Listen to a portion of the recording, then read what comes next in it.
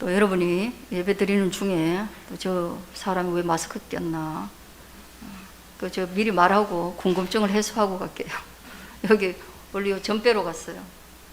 근데 그 사람이 여기 무슨 점 말고가 있다고, 그거를 끌고 내면 더 깨끗하게 될 거라고 무슨 전문 용어로 레이저 어쩌고저쩌고 얘기하더라고요. 그래 내가 아차 잘 됐다. 수인이가 뭐 주례할 때 뭘 하라고 했는데 깨끗해지면 이번에 한 방에 끝내네 하고 했는데, 그 내가 어떻게 하는지 몰랐거든요. 전 빼는 거하고 완전 달라요. 살을 지져놨어요. 그래서 좀 혐오스러워요. 일 나가지 진짜 울 뻔했어요. 근데 어린이가 아니라서 울지도 못하고, 그래서 이게 엉망이에요 지금. 여기가.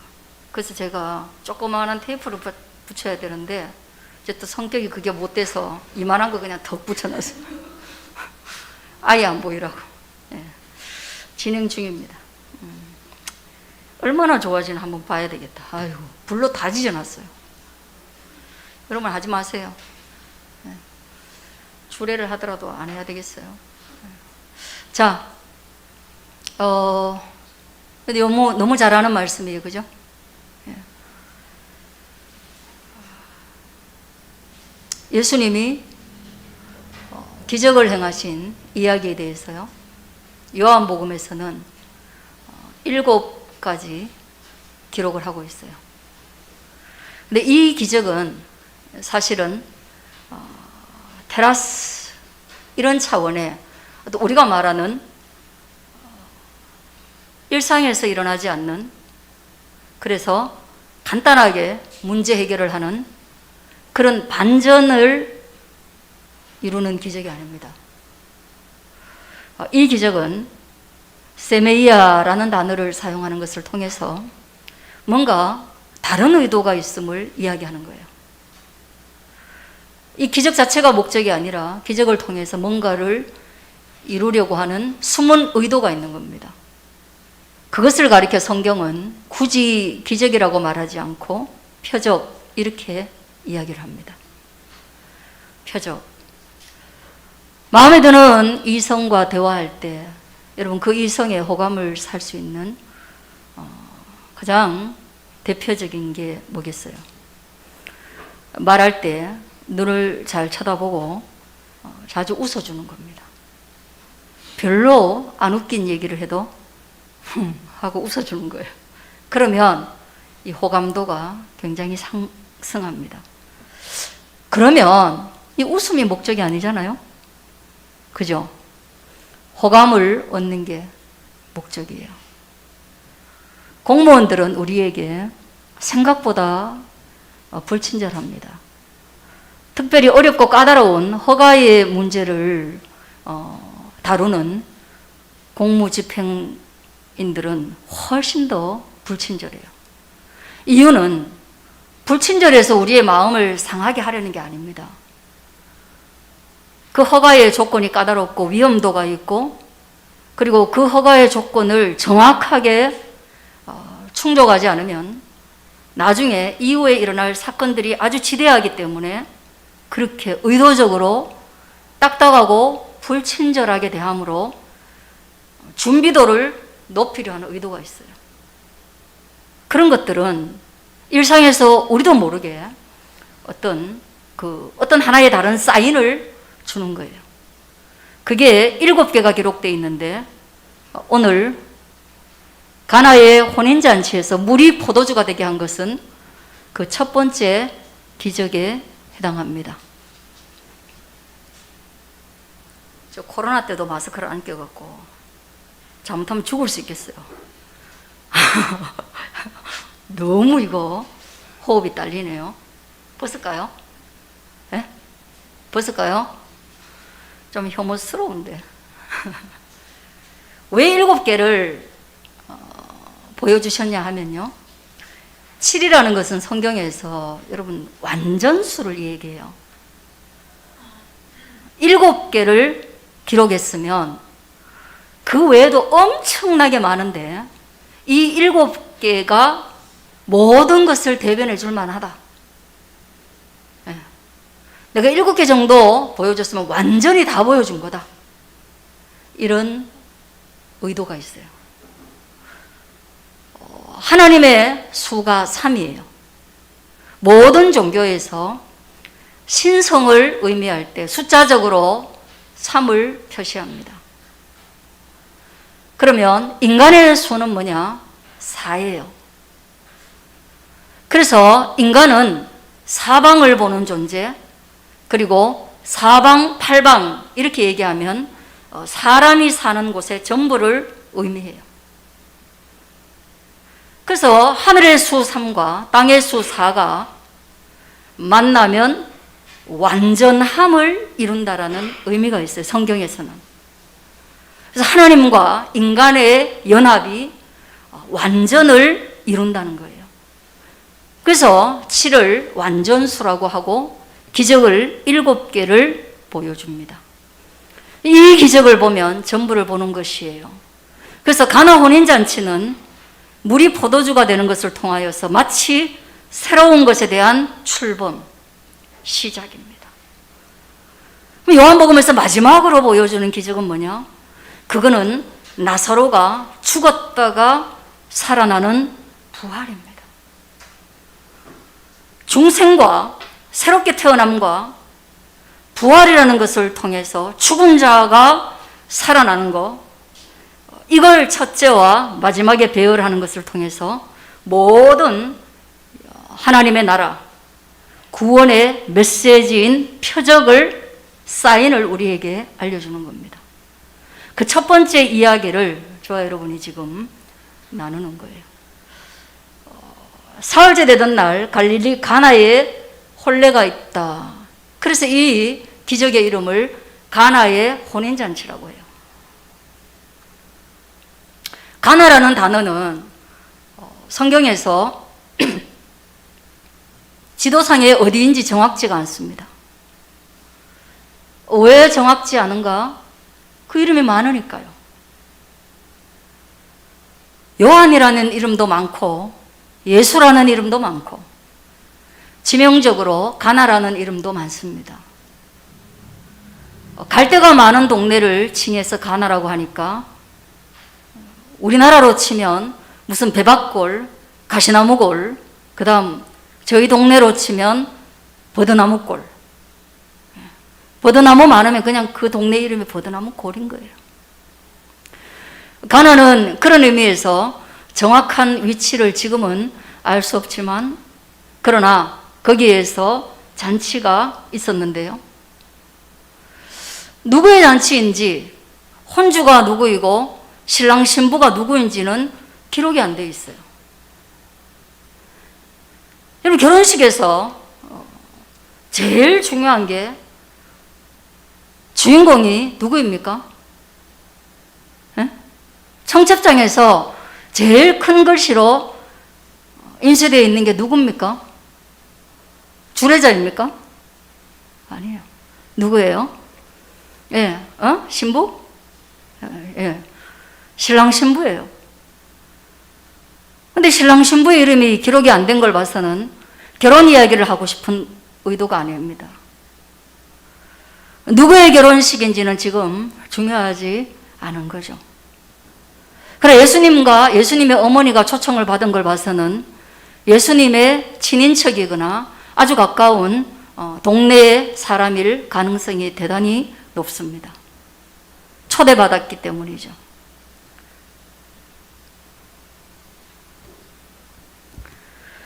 그런 청함을 받은 가운데에 희한하게도 3절에 보면 거기에서 포도주가 떨어졌다라는 단어를 시작으로 문제가 발생하게 됩니다. 이스라엘의 결혼식 한 7일간 지속됩니다.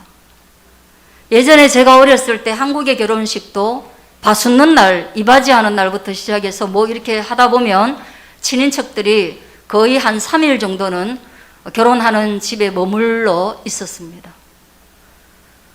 그 7일간에 먹는 음식이나 술은 동네 잔치이며 그리고 그 음식이 떨어져 버리면 잔치가 멈추게 되는 비상 상황이 생기게 되는 거죠.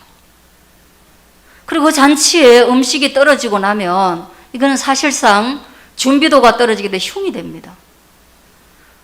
이스라엘 나라에서 잔치에 가장 중요한 게 포도주이기 때문에 포도주가 떨어졌다는 것은 가장 큰 문제가 발생했다, 이렇게 볼 수가 있어요.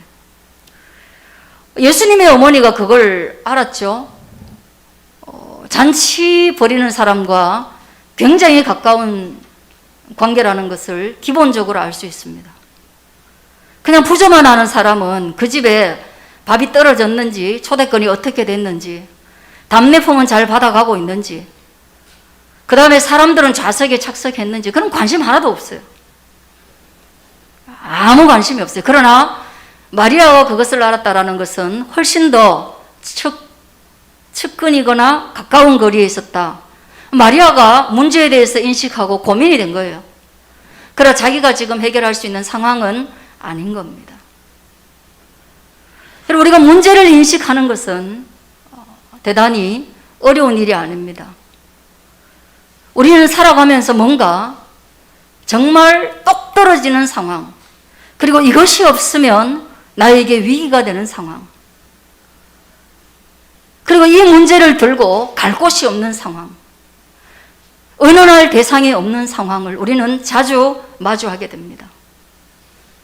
살다 보니 정말 좋은 일도 나눌 대상이 별로 없을 때가 많습니다. 그렇다면 슬픈 일은 얼마나 더더욱이 말할 곳이 없겠습니까? 나와 같이 웃어줄 사람도 많지 않겠지만 나와 같이 울어줄 자도 많지 않기 때문에 우리는 슬픈 일을 당하거나 기쁜 일을 당하면 어쩌면 여행이라는 차선책을 선택하거나 고향이라는 곳에 가서 조금 쉼과 안식을 얻고 싶은 그런 욕구를 느끼는 게 아닌가, 그런 생각을 합니다. 가만히 가서 부모님이 해주시는 따뜻한 밥을 먹고 나면 그 누구에게도 말할 수 없었던 문제가 해결이 되거나, 또는 이 정성을 봐서 내가 어떻게든 문제를 해결하고 일어서야 되겠다라는 생각을 하는 것이 사람의 마음입니다. 그런 충분한 문제 해결의 능력을 가지고 있었던 마리아가 우리와는 다르게, 그리고 세속의 방법과는 다르게 예수님을 찾아간 것은 우리에게는 대단한 길이 됩니다. 누군가를 찾아봐야 되겠다고, 누군가에게 말하지 않으면 죽을 것 같다고, 이 어려운 상황에 나를 도와줄 이가 아무도 없다는 것에 소외감과 절망감을 느낄 것이 아니라 언제나 거기 그 자리에서 말씀하시며 우리가 오기를 기다리고 계신 예수님께 우리의 문제를 들고 나갈 수 있는 그런 믿음이 우리 가운데 있기를 주의 이름으로 축원합니다. 나와 여러분의 곁에 사람이 아니라 예수님이 계시다라는 것을 기억하십시오. 그분께 우리의 문제를 들고 나아가서 정말 온전한 상담자가 되시는, 카운슬러가 되시는 예수님께 가감없이 펼쳐놓고 그것을 상의할 수 있고 의논할 수 있는 여러분이 되기를 바라는 겁니다. 예수님은 마리아에게 말씀하십니다. 여자여, 그거 나와 무슨 상관입니까? 예. 어떻게 들으면 이것은 거절의 언어이지요. 만일 여러분이 문제를 안고 가서 예수님께서 여자여 그것이 나와 무슨 상관이 있냐라고 말한다면 우리는 멘탈이 정말 유리창과 같이 약해서 아니 예수님 나와 관계없다고요? 그럼 저도 예수님과 관계없어요. 예수님이 나에게 미련 없다면 저도 예수님께 소망 없습니다. 세상에서 내가 받아들여지지 않는데 예수님께도 내가 받아들여지지 않는다면 저도 교회와 예수님께, 저도 예수님을 받아들일 마음 없어요. 포기할 수 있는 것이 우리의 영적 멘탈이에요. 저는 그런 거 너무 많이 봅니다. 기도하라고 말하고 일주일도 안 하고 포기해버립니다. 기도하라고 말했는데, 성경 읽자고 말했는데, 아니 사흘도 하지 않고 예수님의 존재의 유무를 결정해버리고, 또는 예수님께서 내 인생에 에베네셀 그 뭐 돕는 돌, 아니 여호와 이래 뭔가 예비하셔서 미래가 되시나? 나의 현재, 나의 미래 예수님 안 계시다고, 어쩌면 존재하실 수는 있지만 나와 동행하지는 않는다라고 결정해버리고 떠나는 사람을 많이 봤어요. 그러나 오늘 이 본문에서는 예수님이 믿음의 거래에서 밀당하시는 모습을 우리는 보게 됩니다. 어머니 마리아에게 여자여 라는 단어를 씁니다. 여자여. 예수님은 공적 생애를 시작하셨고 메시아로서의 사명을 위하여서 이제 유대 땅 베들레헴을 다니시는 거예요. 예수님은 하나님으로부터 보냄을 받았기 때문에 보내신 자의 일을 해야 되는 거예요. 우리는 우리의 문제도 있지만 예수님은 예수님의 문제가 있는 것이에요. 우리는 우리의 꿈이 있지만 예수님께는 예수님의 꿈이 있는 거예요. 그것이 때로는 일치할 수도 있지만 그것이 일치하지 않을 때 오는 우리의 갈등과 우리의 통증은 신앙생활하는 일생간 우리에게 주어지는 과제요, 숙제가 되는 것입니다. 그것이 초신자이기 때문에 쉬운 것도 아니고, 여러분이 보다시피 그것이 목회자이기 때문에 간단한 거 아니에요. 초신자에게는 초신자에게 걸맞는 짐을 예수님이 주시는가 하면, 목회자에게는 목회자에게 걸맞는 짐을 주시는 것을 통하여서 하나님은 우리에게 끊임없이 믿음을 테스트하시며 밀당하시며 그 가운데서 우리가 올곧게 나아가기를 순금과 같이 정금으로 정화되어서 주님 앞에 서시기를 바라고 계시는 것입니다. 그러므로 마리아에게 감히 여자여라는 객관화를 시킵니다. 혈통으로 보면 내가 아들입니다마는 내가 당신의 뱃속에서 태어난 분리하려도 분리하기 어려운 아들입니다마는, 그러나 잔치집에 포도주가 떨어진 이 상황에서 나는 당신과 당신이 나에게 부탁하는 이것은 아들로서의 부탁이 아닙니다.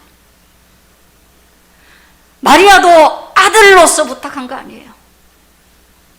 여자여라는 말에 너무 몰두하지 마세요. 예수님 단 한 번도 그렇게 뭐 싸가지 없게 행동하시는 분이 아니에요. 냉혈한 분도 아니에요. 차가운 분도 아니에요. 누구보다 따뜻한 분이세요. 그러나 마리아가 먼저 예수님께 그 청을 할 때는 마리아가 아들에게 간 거 아니기 때문에 예수님도 여자여 그렇게 객관화시킵니다. 다른 성경에 보면 예수님은 십자가 위에 못 박혀 피 흘리시면서 마리아에게 말합니다. 여자여 보소서, 아들입니다.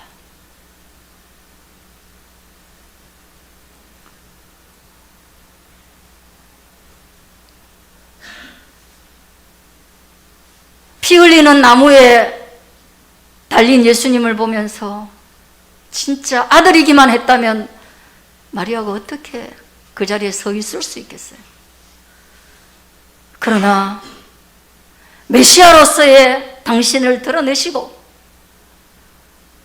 그러므로 메시아의 사명을 아는, 잉태할 때부터 메시아를 잉태했던 것을 아는 마리아에게 여자여 보소서, 그리고 아들입니다, 견디게 하는 힘인 것입니다. 나의 때가 아직 되지 않았습니다. 예수님의 답변은 흘러가는 24시간의 시간 속에 나와 당신의 만남을 통하여서 하나님의 뜻을 이루어야 되는 그때, 예수님이 요한복음에 말씀하셨던 아버지여 때가 되었음에 라고 말씀하심으로 십자가의 구원의 때,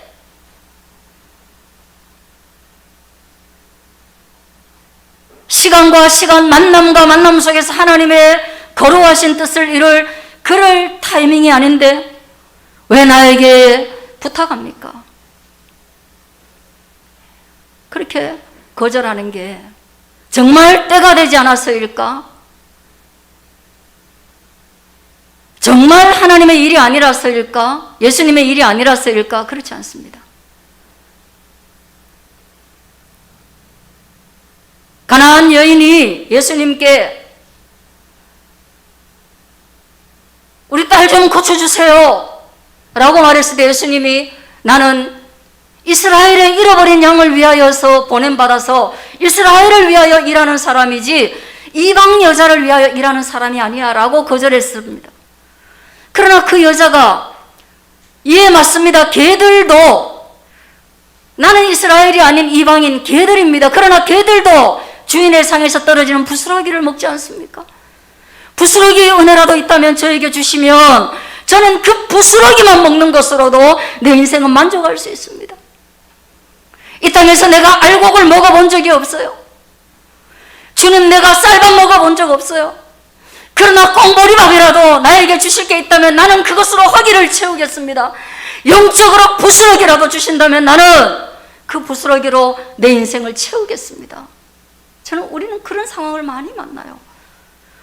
그러니까 이거 결국 예수님이 내 일이 아니다라는 것이 아니라 그 여인에게 믿음의 밀당을 통하여서 그 여인의 믿음을 테스트한 거예요. 거절이 아니에요, 여러분. 일주일 있었는데 응답하시지 않는다? 그게 거절 아니에요. 금식했는데 아무런 답이 없다? 그거 거절 아니에요.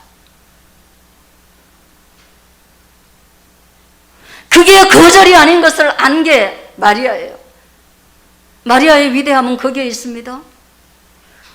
내 때가 이르지 않았습니다 라고 답변을 들었음에도 불구하고 우리처럼 보따리 싸서 그냥 산을 내려가 버리고 포기해버리고 하나님 원망해버리고 다시는 내가 기도하나 봐라, 내가 다른 방법으로 문제 해결할 거다, 그게 아니에요. 하인들에게 말합니다. 주님이 뭐라고 말씀하시든지 간에 순종이라는 거예요. 아니 놓으라고 말했는데, 예수님이 놓으라고 말했는데 마리아는 하인들에게 가서 예수님 뭐라고 말하든지 간에 너희들 들어라, 그리고 그대로 해라 라고 합니다. 그때에 거기에 뭐가 있었어요? 돌항아리 6이 있었습니다. 거기에는 사실은 물을 채워놓는 거예요. 왜 거기에 물을 채워놓느냐? 유대인들은 사막에 있고 그래서 정결 예식 항상 깨끗하게 하는 거, 그 습관이 있어요. 참 좋은 관습이죠. 그 도화라 항아리는 사이즈가 꽤 큽니다. 여러분들은 그런 항아리로 술을 담아오거나 항아리로 물을 담아온 세대가 아니라서 모르시겠지만 저만 해도 제 초등학교 때 걸핏하면 모든 것을 항아리에서, 막걸리도 항아리에서 퍼내서 주는 걸 봤습니다. 심지어는 소주도 주전자에 다시 담아주기 위해서 항아리에 다 부어가지고 쪽박으로 무슨 박이죠? 조롱박. 그걸로 퍼가지고 넣어가지고 다시 하는 거죠. 그게 약 100리터 정도, 70에서 100리터 정도의 항아리예요. 그게 6개가 있어요.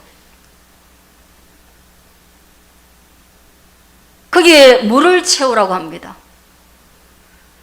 여러분, 하나님의 응답에서 믿음의 밀당이라는 것은 노라는 선언이 있을 때도 많이 있지만 두 번째 예수님의 방법에 우리는 질문을 하지 않을 수 없어요.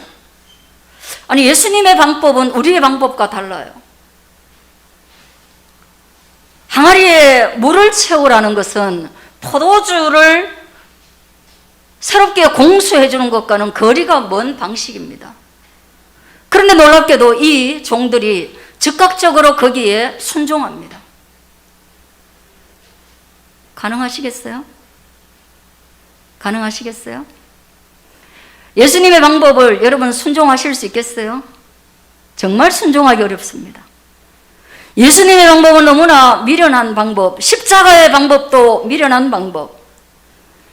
왕으로 추대하는데 추대되지 않겠다고 하는 것도 미련한 방법. 제자들을 불러 모을 때 그들의 면면을 볼 때도 미련한 방법. 정말로 수많은 미련한 방법들을 통하여서 문제를 해결해 가는데, 정말 교회가 믿음을 발휘할 때 이성적 관점에서 예수님을 끊임없이 질문하고 예수님께 당신이 메시아가 맞는지 고민하고 회의하고, 그리고 다시금 예수님을 배신했다가 돌아오기도 한 그런 이성적 방법이 이 시대와 성경에 나타나는 많은 제자들의 믿음을 향상시킨 게 맞지만, 그러나 반대로 정말 참다운 믿음은 도저히 이성으로 해결할 수 없는 것들을 받아들이는 믿음도 또한 믿음이라는 것을 여러분, 그것을 받아들일 수 있기를 바랍니다. 여러분, 우리가 창조의 사건을 어떻게, 그것은 검증할 수 없는 거예요. 비교 대상이 없기 때문에 검증할 수 없고, 그 시대에 기록이 없기 때문에 검증할 수 없고, 그걸 본 사람이 없기 때문에 검증할 수 없습니다. 그런 것들은 내가 이해할 수 없기 때문에 믿어야 할 믿음의 논리인 것입니다. 그러나 때로는 이해할 수 있는 복음서의 예수 그리스도의 모든 말씀들, 그리고 구약에서부터 신약에 이르기까지 메시아에 관련된 모든 예언과 그것들이 이루어져 가는 과정들, 예수 그리스도의 성품들, 이런 것들은 우리가 추측하고 또한 고민하고 그리고 검증하고 비교하고 다른 종교와도 대조하고, 이런 것들을 통하여서 우리는 이성의 갈등을 통하여서 믿음에 도달하는데, 이 항아리에 물을 채운 믿음은 즉각적으로 이해할 수 없는 일을 순종하는 전적 신뢰인 것입니다. 여러분, 가끔 우리는 이런 믿음이 필요한 거예요. 모든 것을 두드려 보고만 갈 수는 없어요. 한 치 앞도 알지 못하는 인간의 머리로 모든 것을 두드려 본다고 해도 거기에는 해답이 없을 때가 너무 많습니다. 그러므로 어리석은 것처럼 보이지만 이해할 수 없기에 믿어버리는 그런 믿음이 우리 속에 뜨겁게 일어나게 되기를 바랍니다.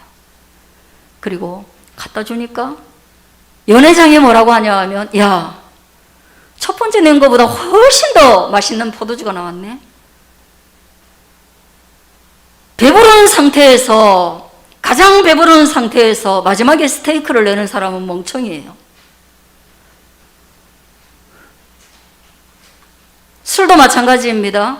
예전에 신문에 보니까 양주를 파는데 술이 만취하고 나면 그 술집에서 양주에다 물을 타서 이렇게 팔아도 모른다는 거예요. 어쩌면 그냥 물을 갖다 줘도 술인지를 알지도 몰라요, 취한 사람은. 그런데 대부분의 인식을 벗어나서, 너는 왜 처음에 나쁜 포도주를 내고 사람들이 회의하고 정신없는데 왜 이렇게 좋은 포도주를 내냐, 그렇게 말하는 거예요. 여기에서 우리는 사인이 뭔지를 알게 됩니다. 복음입니다. 하나님의 나라의 원리입니다. 하나님의 나라의 선한 논리는 세상의 것과는 다르게도 이후에 사람들이 만취한 상태일 때에라도 마치 나다나엘과 같이 아무도 없음에도 불구하고, 누가 보지 않음에도 불구하고 열심히 하루 일과 속에서 큐티와 묵상을 쉬지 않고 하는, 누가 안 봐도 교회에서만 믿음의 품격을 지키는 것이 아니라 홀로 있는 집에서도 믿음의 품격을 지키는 그런 아름다운 복음의 사람들의 위치를 이야기해 주는 것과 같은 것입니다. 강자에게 강하고 약자에게 약한 것이 세상의 논리라면, 오늘 뒤에 포도주를 내는 것은 무엇입니까? 강자에게 약할 수는 있지만 약자에게 무자비하게 강하지 않은 믿음의 사람들의 담력과 새로운 가치관을 드러내는 것, 이거 정말 아름다운 것 아닌가? 이거 정말 우리가 꿈꾸는 정의 아닌가? 이거 정말 우리가 소망하는 나라들 아닌가? 우리가 정말 그런 것을 꿈꾸면서 우리는 왜 가난하고 연약한 자들 앞에만 서면 저절로 어깨가 힘이 들어가고 말투가 달라지는가? 나는 왜 그런 나라를 지향하지 않는가? 실천하지 않는가?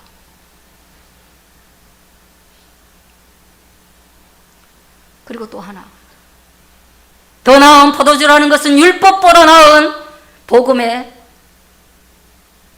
구원입니다.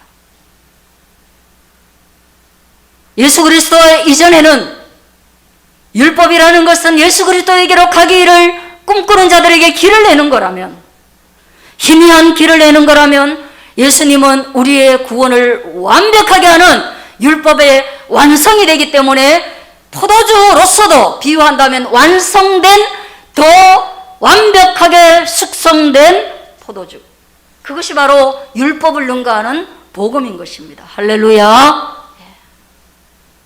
그러니 여러분, 우리가 이 잔치집에서 해야 할 것은 뭡니까? 한번 따라하겠습니다. 먹고 즐기자가 아니고, 나왔으니 먹고 즐길 수 있습니다. 예, 복음은 잔치하는 것입니다. 그러나 더 중요한 것은 뭡니까?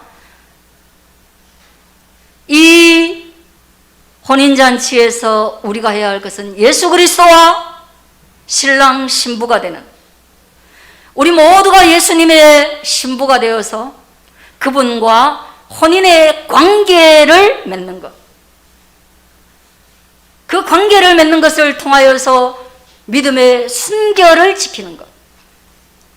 그래서 첫 번째 사인이 이제 그리스도 예수와 우리가 혼인의 관계 속에, 그리고 그리스도 예수를 벗어나면 우리는 음란과 간음 속에 빠진다라는 그 사인, 구원을 보여주는 것입니다. 오늘 그 구원에 대한 사인을 여러분이 심령에 그리고 삶에 받아서 누릴 수 있기를 축원합니다. 기도하겠습니다.